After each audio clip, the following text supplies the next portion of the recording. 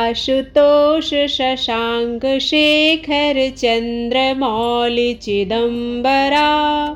कोटि नमन प्रणाम शंकर, कोटि नमन दिगंबरा।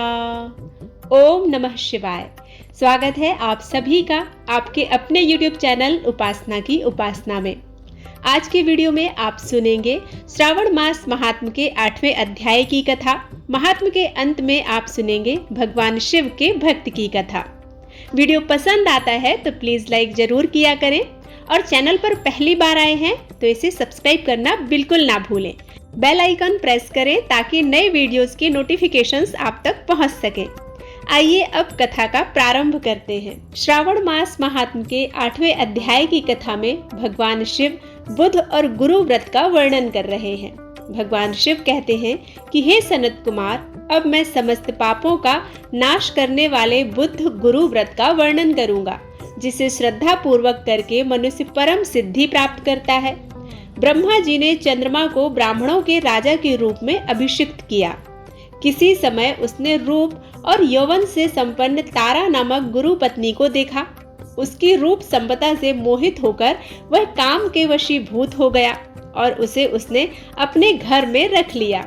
इस प्रकार बहुत दिन बीतने पर उसे बुध नामक एक पुत्र पैदा हुआ, जो बुद्धिमान, सौंदर्यशाली तथा सभी शुभ लक्षणों से युक्त था।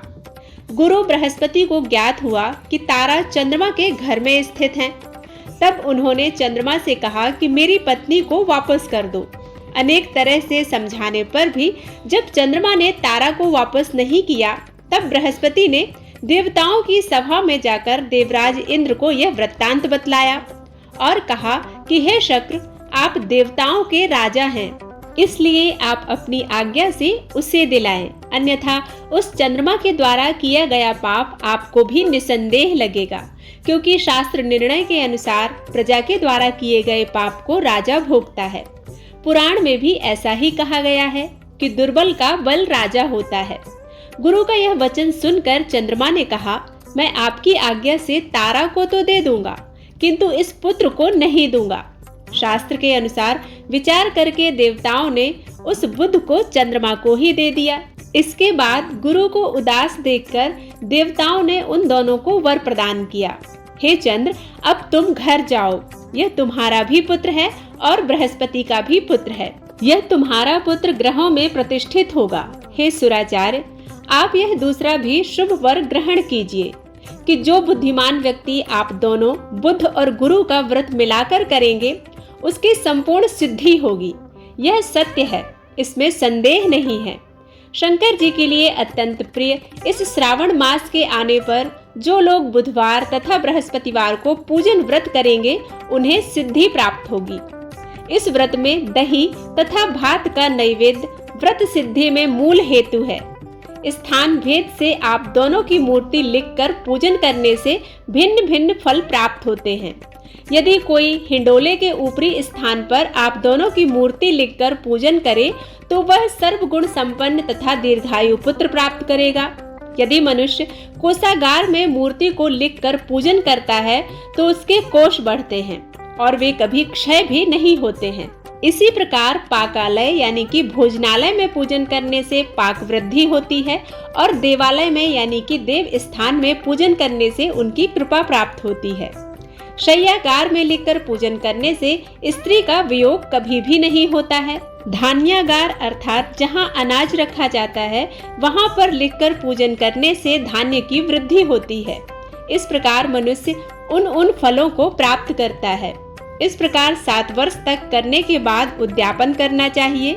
उद्यापन से एक दिन पहले अधिवासन करके रात्रि में जागरण करना चाहिए।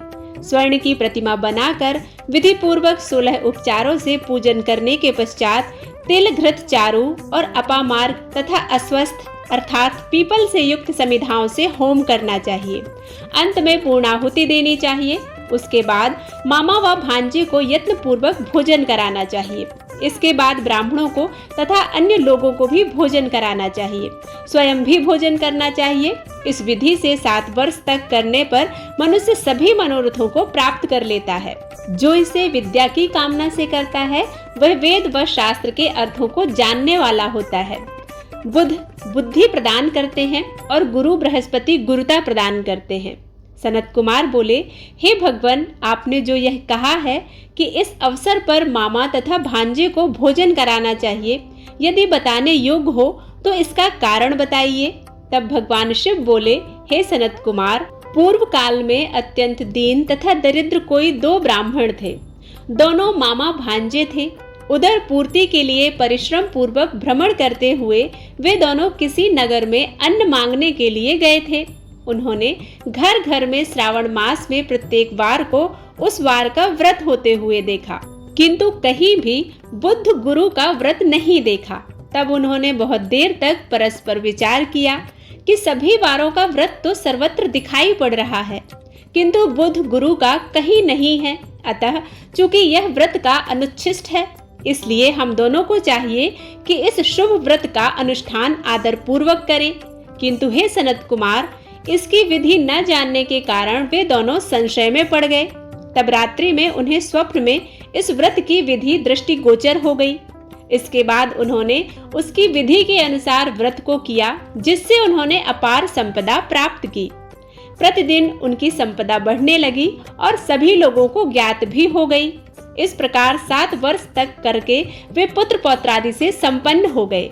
उसके बाद उनके ऊपर प्रसन्न होकर बुद्ध व गुरु प्रकट हुए और उन्होंने उन दोनों को यह वर दिया, आप दोनों ने हम दोनों के निमित्त इस व्रत को प्रवर्तित किया है। अतः आज से कोई भी इस शुभ व्रत को करे, उसे व्रत की समाप्ति पर मामा तथा भांजे को प्रयत्न पूर्वक भोजन कराना चाहिए। इस व्रत के प्रभाव से उसे सभी कामनाओं की परम सिद्धि हो जाती है और अंत में चंद्र सूर्य पर्यंत उसका हमारे लोक में वास होता है। इसके आगे की कथा आप 9वें अध्याय में सुनेंगे।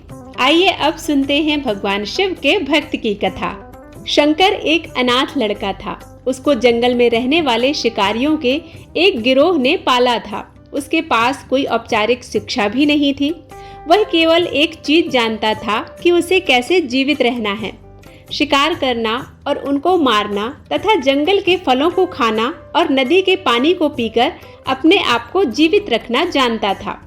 एक दिन वह अपना रास्ता भटक गया और उसने देखा कि कुछ लोग नदी के किनारे पर बने एक पत्थर की आकृति के चारों ओर जोर से चिल्ला रहे हैं। कुछ लोग उस पर फूल, फल और नारियल चढ़ा रहे हैं। शायद उसने सोचा यह कोई मकान होगा जिसमें लोग रहते होंगे, पर यह एक प्राचीन मंदिर था। लेकिन शंकर ने इसे पहले कभी नहीं देखा था, पर इसके बारे में जानने के लिए वह काफी उत्सुक था। उसने तब तक इंतजार किया जब तक कि लगभग सभी लोग उस मंदिर से चले नहीं गए। अंत में उसने एक युवा लड़के को पत्थर की इमारत से बाहर आते देखा और उससे बात करने का फैसला किया। और शंकर ने उससे अपने मन में आए हुए विचार को और सवाल को पूछा। उसका पहला प्रश्न था कि इस इमारत को क्या कहा जाता है, लोग अपने साथ क्या लाते हैं, फिर उन चीजों को अंदर वाली इमारत में क्यों छोड़कर वापस आ जाते हैं। चीजों को अपने साथ लाना और उन्हें अंदर छोड़कर वापस चले जाने पर वह लड़का शंकर की अज्ञानता व मासूमियत पर बहुत ही हैरान था और उसके सवालों से चकित भी था।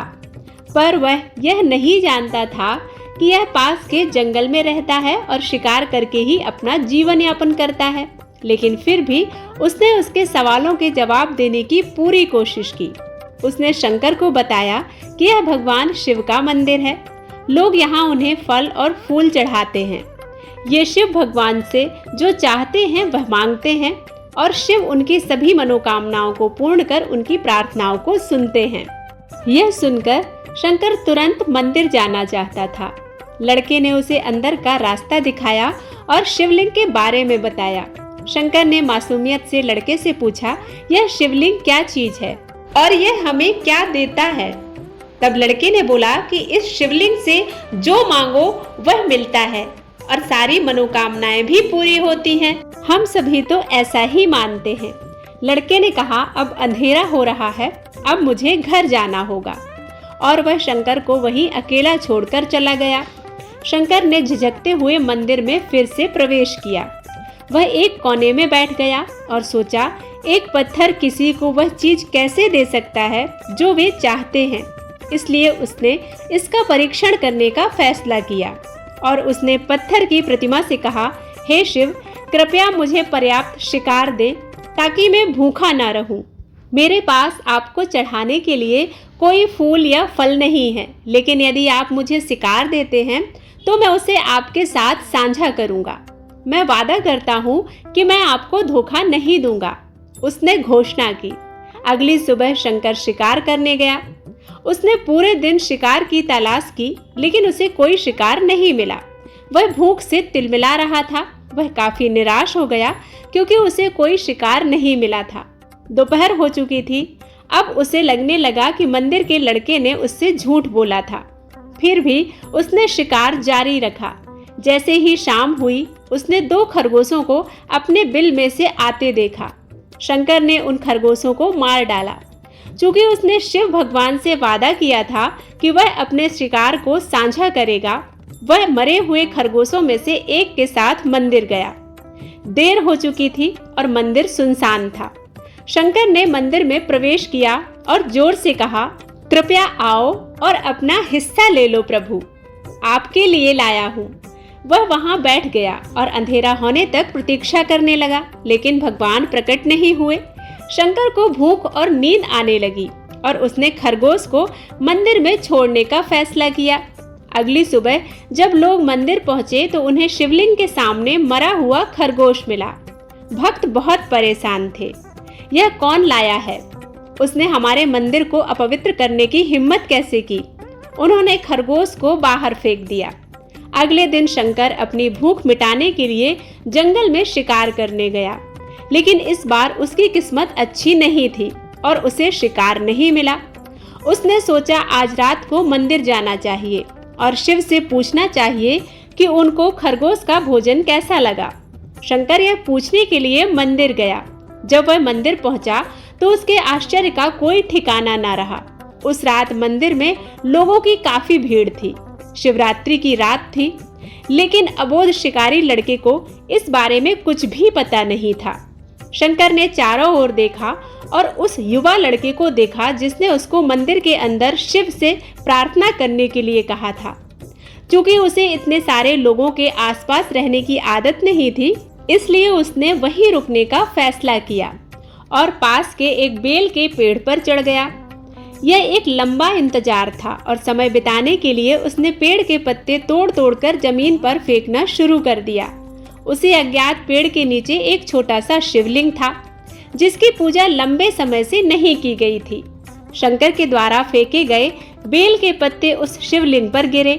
शंकर भजनों से मंत्रमुग्ध हो गया और धीरे धीरे साथ साथ गाने लगा और पंचाक्षरी मंत्र ओम नमः शिवाय का जाप भी करने लगा। रात भोर में बदल गई और सभी भक्त मंदिर से चले गए। शंकर पेड़ से उतरा और मंदिर में प्रवेश किया। उसने देखा कि शिवलिंग की आंखों पर लाल निशान थे। वे कुमकुम के थे जो लोगों ने लगाए थे, लेकिन शंकर को यकीन था कि शिव को उनकी आंखों में परेशानी हो रही है। उसने शिव की खेदजनक स्थिति के रूप में जो कुछ भी महसूस किया, उसके लिए उसे बहुत दुख हुआ। वह उनकी मदद करना चाहता था। उसने सोचा शिव यहाँ अकेले रहते हैं और बीमार होने पर उनकी देखभाल करने के लिए यहाँ पर कोई नहीं है। जब तक भक्त उनसे मिलने नहीं आते, उन्हें भोजन भी नहीं मिलता। शंकर ने एक रात पहले भक्तों को शिवलिंग पर जल चढ़ाते देखा था। प्रभु को ठंड लग रही होगी, शायद वे कांप रहे हैं। उसने सोचा आखिरकार वे केवल पत्तियों से ही तो ढके हैं। तो उसने शिव से पूछा, हे स्वामी, मैं आपकी क्या मदद कर सकता हूँ? शायद कुछ खाना या दवा। मैं आपकी सेवा कैसे कर सकता हूँ? शिव ने उसे कोई उत्तर नहीं दिया। तब शंकर ने सोचा भगवान वास्तव में बीमार हैं, क्योंकि वह अब उत्तर देने में भी असमर्थ हैं। वह तुरंत जंगल में गया, कुछ औषधियां जड़ी बूटियों को लाया और लाल निशान पर उनका लेप लगाया, लेकिन कुछ नहीं हुआ। उसने कहा, लगता है कि ये अंधे हो गए हैं। मुझे प्रभु को अपनी एक आंख दे देनी चाहिए ताकि वह ठीक हो जाएं। यह निश्चित रूप से उन्हें खुश कर देगा। उसका दिल पवित्र था और उसने वहां शिव के हाथ में रखे त्रिशूल को उठाया और त्रिशूल को अपनी दाहिनी आंख की ओर ले गया। और अपनी आंख को निकालने का प्रयत्न करने लगा। शंकर अनपढ़ था, उसे मंत्रों या पूजा के उचित तरीकों का कोई ज्ञान नहीं था, लेकिन उसकी भक्ति की कोई सीमा नहीं थी। जैसे ही वह अपनी आंख निकालने वाला था, शिव अपनी पत्नी पार्वती के साथ प्रकट हुए। उन्होंने पार्वती से कहा, इस भक्त शंकर ने अनजाने में शिवरात्रि पर उपवास किया, बेल के पत्तों से मेरी पूजा की और यह साबित किया कि उसका दिल बेदाग और पवित्र है। मैं अपने इस भक्त से बहुत प्रसन्न हूँ। शिव भगवान ने शंकर से कहा, तुमने मुझे अपनी मासूमियत के कारण जीत लिया है। प्रभु ने मुस्कुराते हुए कहा, लोग मुझसे हर समय झूठे वादे करते रहते हैं और कुछ न कुछ मांगते रहते हैं, पर जैसे ही उन्हें मुझसे मांगी चीज मिल जाती है वो मुझे भूल जाते हैं। दूसरी ओर तुमने मेरे साथ एक सच्चे इंसान की तरह व्यवहार किया और यह वास्तव में बहुत ही दुर्लभ है। आज से तुम मेरे इस संसार में सबसे बड़े भक्त माने जाओगे और तुम्हारा नाम मेरे साथ सदा जुड़ा रहेगा। तुम कई सदियों तक जीवित रहोगे। इस बात को कहकर भगवान शिव व मां पार्वती अंतर्ध्यान हो गए। तभी से लोग शिव के साथ शंकर भी लगाने लगे। इसी कारण हम सभी भगवान शिव को शिव शंकर कहते हैं। उम्मीद करती हूँ यह वीडियो आप सभी को पसंद आया होगा। यदि पसंद आता है तो लाइक करके कमेंट बॉक्स में जरूर बताइएगा। मिलते हैं ऐसी ही एक नई कथा के साथ। तब तक के लिए ओम नमः शिवाय।